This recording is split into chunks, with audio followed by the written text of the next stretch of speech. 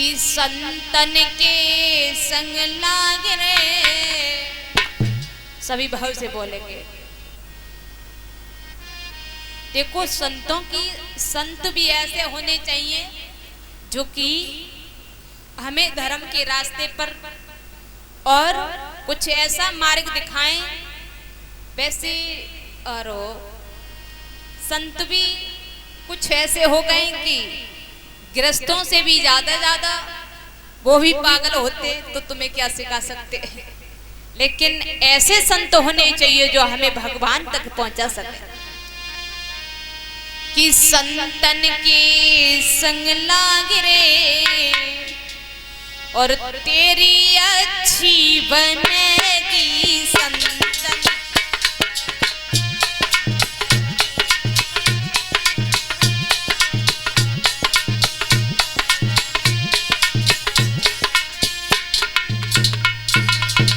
अच्छी बनेगी तेरी अच्छी बनेगी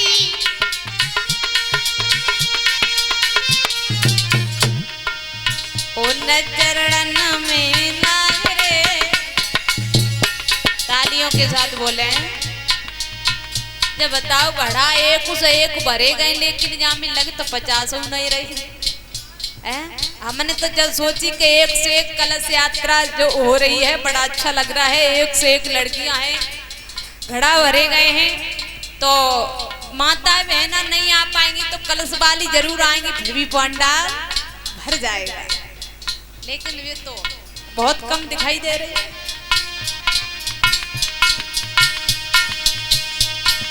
संतन की संग लाग रे तेरी अच्छी बनेगी संतन।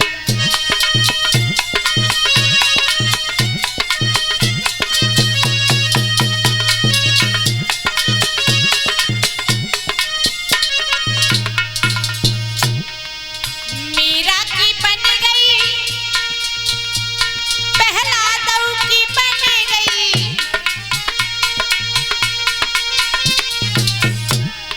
मीरा की बन गई और द्रौपदी की बन गई।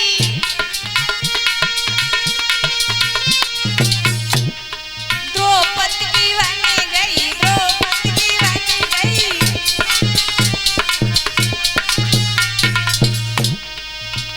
अब उन चरण में लाग रे तेरी अच्छी बनेगी संतन।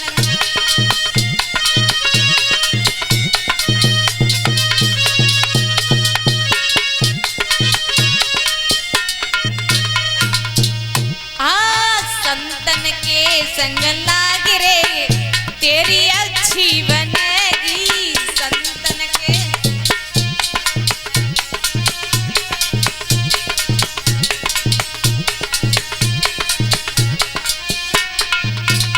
और दादा अरे काका से तो ये हंस बनायो।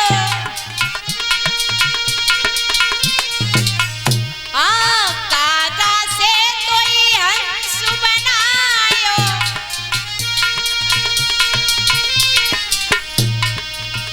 अब जाग सके तो जाग रे। कागा होता है वो यानी खराब चीज को ग्रहण करता है। हंस होता है वो अच्छी चीजों को ग्रहण करता है। अब जाग सके तो जाग रे तेरी अच्छी बनेगी संतन के।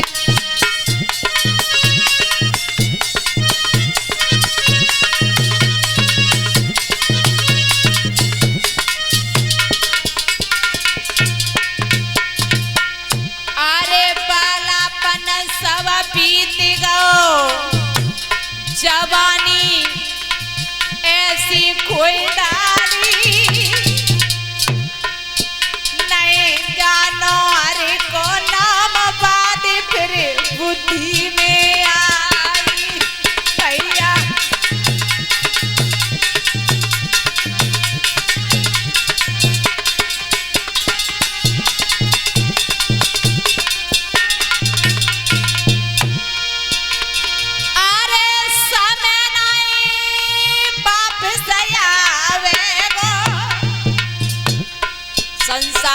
हर वस्तु हम खरीद सकते हैं, पैसा हमारा कोई 1 लाख मार ले लेकिन दोबारा पैदा कर सकते हैं, लेकिन ये समय जा रहा है धीरे धीरे निकलता हुआ, ये कभी वापस नहीं आ सकता है। एक एक घंटे का अपने समय का हमेशा अच्छा प्रयोग करना चाहिए। कुछ लोग कहते हैं अरे आज नहीं कल कर देंगे, और ये भी भागवत कुछ दिन पहले के लिए होने के लिए फोन गया था, लेकिन तब से 2-3 भागवत हो गई, उसके बाद फिर विचार आया चलो करा ही लेते हैं। तो ये समय निकल जाता है, वापस नहीं आता। हर समय समय का अच्छा उपयोग करिए, चाहे किसी भी जगह पे करिए आप। अरे समय नहीं वापस आवे वो, और गई जवानी बीत बुढ़ापे पे फिर पछतावे गो भैया।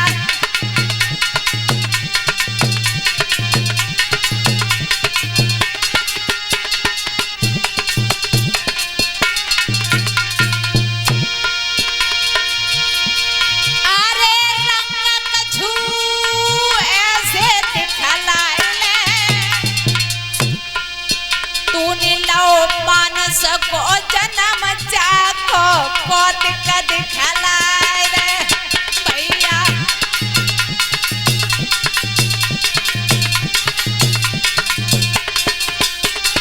बहुत सुंदर।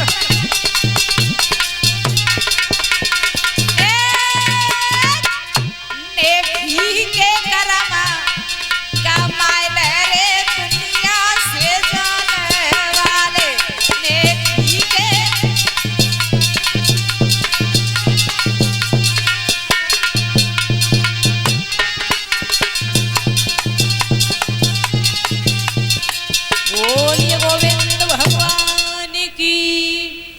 मेरे श्रोता बंधु, वालापन हंस खेल गमाया, आई जवानी वो माया जाल में भूला, और फिर बुढ़ापे में धुन धुन के पछताया।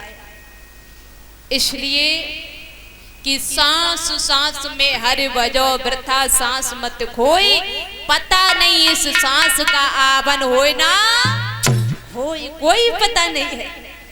और देखो आप लोग ये समझते होंगे कि शास्त्री जब बैठ जाते व्यास गद्दी पे चिल्लाते रहते हैं भजन करो भजन करो। गृहस्थों को, साधुओं को कम से कम 8 घंटा भजन करे फिर उतना लाभ मिलेगा, और गृहस्थ लोग केवल आधे ही घंटा भजन कर ले तो पूरा लाभ मिलेगा। क्या कि भगवान भी जानते हैं कि गृहस्थ भी है, बच्चों को पाल रहा है, फसल पैदा कर रहा है, फसल जो पैदा होती है उसका अन्न पता नहीं किन किन के मुंह में जाता है, वो भी एक पुण्य होता है।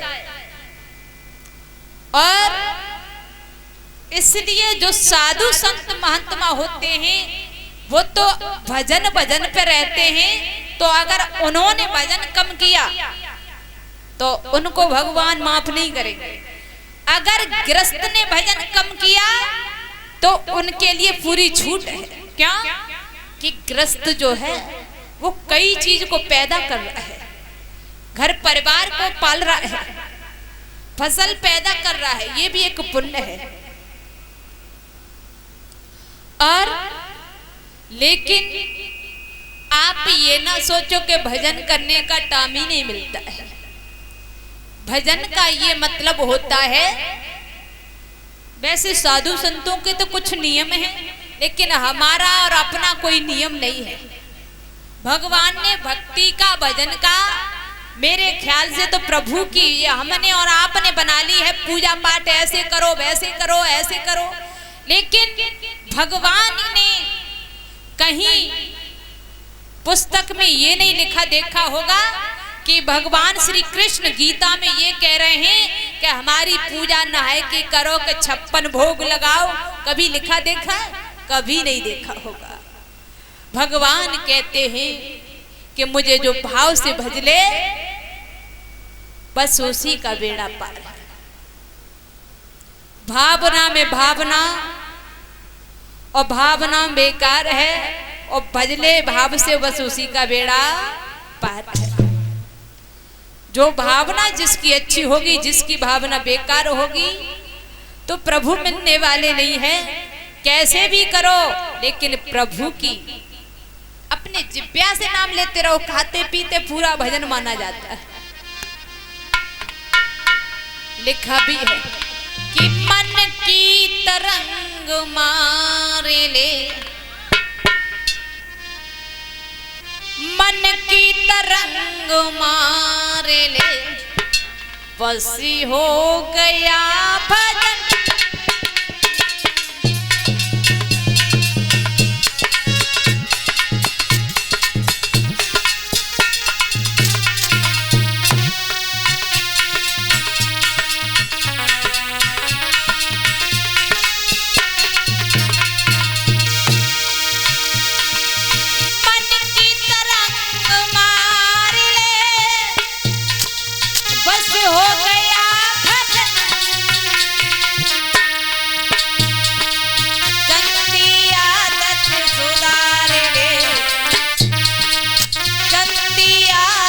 सुधार ले, बस हो गया भजन।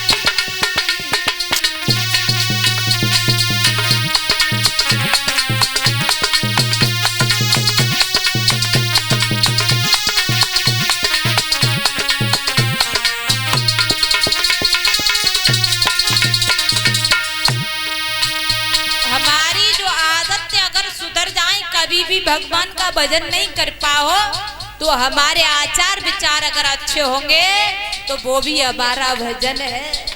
कर्म ही पूजा है, कर्म के हिसाब से हमें सब कुछ प्राप्त होता है। जब कर्म ही पूजा है तो कर्म ही अच्छे करियो, तो ज्यादा भजन करने की आवश्यकता ही नहीं है। और तुम कर्म खराब कर रहे हो, पूरे दिन राधे राधे राधे कृष्णा माला लेकर गली गली में घूमते फिरो, 4 घंटा समाधि लगा लो। और कर्म ऐसे हैं जो शाम को आपको ऐसा मालूम पड़े कि पड़ोसी सो जाए, कब्बा की भैंसे खोलना है, तो कुछ भी फायदा होने वाला नहीं है। गंदी आदत सुधार ले, बस हो गया भजन।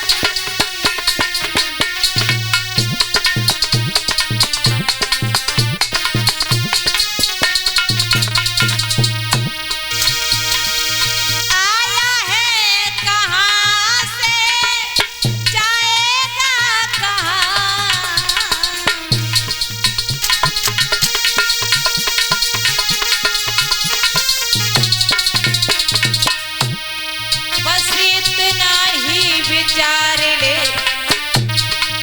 बस इतना ही विचार ले, हो गया भजन।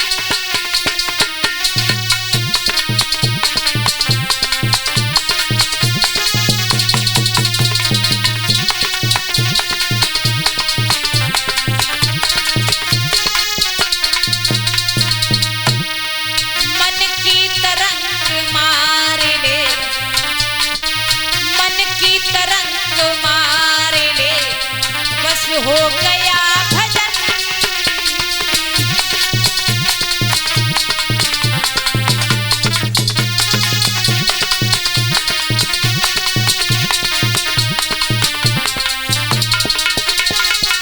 बोलिए गोविंद भगवान की।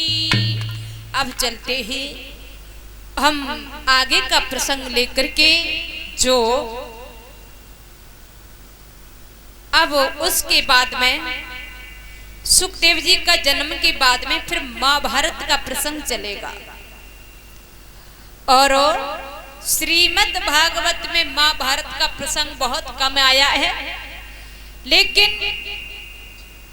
जो श्रीमद् भागवत की रचना की गई है सारे वेद को निचोड़ करके, श्रीमद् भागवत में महाभारत आता है, लेकिन महाभारत में भागवत नहीं आती है। रामायण में भागवत नहीं आती है, लेकिन भागवत में रामायण आती है। शिव पुराण में भागवत नहीं आती है, लेकिन भागवत में शिव पुराण आता है। यानी 4 वेद 6 शास्त्र 18 प्राण सभी का निचोड़ होकर के श्रीमद् भागवत की रचना की गई है। इसलिए थोड़ा थोड़ा सब है श्रीमद् भागवत में। और वैसे जो अलग अलग ग्रंथ हैं, महाभारत है, रामायण है, इसमें केवल एक ही रामायण है तो पूरी रामायण के ही बारे में है। लेकिन सबसे पावन प्राण श्रीमद् भागवत है। भगवान श्री कृष्ण, अच्छा भगवान श्री कृष्ण कभी जन्म नहीं लेते हैं, कभी जन्म नहीं लिया है, कभी नहीं लिया। न भगवान श्री कृष्ण कभी मरे हैं। वो श्री कृष्ण का कोई जितने भगवान के अवतार हुए हैं न तो कभी मरे हैं और न कभी जन्म लिया है। ये हम और आप नहीं थे फिर भी भगवान थे, और हम और आप नहीं रहेंगे फिर भी भगवान रहेंगे। क्या भगवान कभी जन्म नहीं लेते हैं? जब जब हमारे पृथ्वी पर यानी मृत्यु लोक पर जो भी आपत्ति आती है तो भगवान अवतार लेके आते हैं, यानी अपना रूप चेंज कर लेते हैं। जो चक्रभुजी है, मैन रूप ये है, चक्रभुजी है,